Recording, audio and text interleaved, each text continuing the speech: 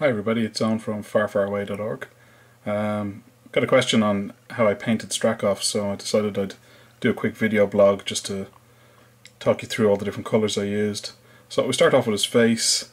The base coat here is Tar and Flesh from Games Workshop.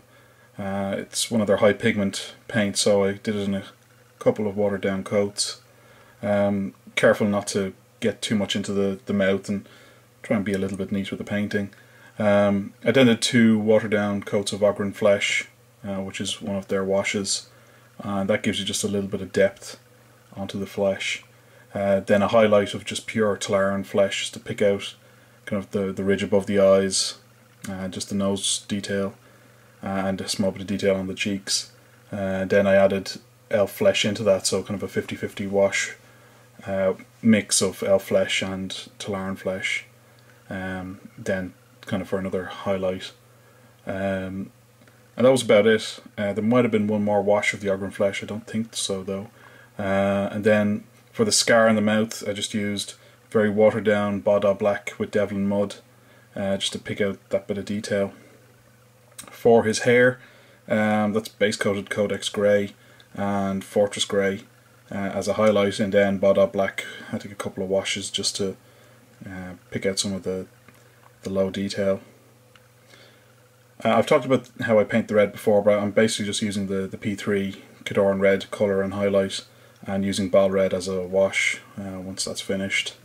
The blue that you see on the kind of the skirt there, I think the highlight's a little bit too extreme on it, but the base colours worked out fairly okay. I mean, I used P3's Grey Coat Grey as the base colour, added in some Shadow Grey GW colour into that, and then added more Space Wolves Grey and worked all the way up to Space Wolves Grey. But as you can see, the final Space Wolves Grey, it's a little bit too bright as a highlight by itself.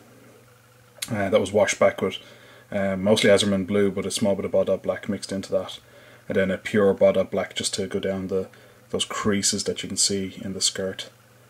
The brown bit then was Battlefield Brown, then mixed through with Camry Brown, mixed through with Commando Khaki, and then washed back, I think, with just Devlin Mud. The gun was asked about specifically as well. I think the secret to painting the gun was not to just coat the whole thing in metallics, but just to pick out the bits of detail. So there is pure black still left in there that you can see through the undercoat. That kind of brass colour is P3's Brass Balls, but it's mixed 50-50 with Graveyard Earth, just to dull it down a wee bit. The metallics on the gun are just Vulcan Metal, but again I water it down quite a lot just to let it flow nicely and not give a very heavily pigmented colour. Both of those colours then are highlighted with a small bit of Mithril Silver, and then the whole thing is washed with a mixture of Boda Black and Devlin Mud. So there are all the major colours on him. I think he's turned out quite well. So all told, I'm fairly happy. On the grenades and the gas mask, I just used a kind of a very dark blue, and then just washed it back with kind of a Boda Black, and it's turned out quite well. So I just need to complete his base, and then he's ready to go. Alright, thanks for watching.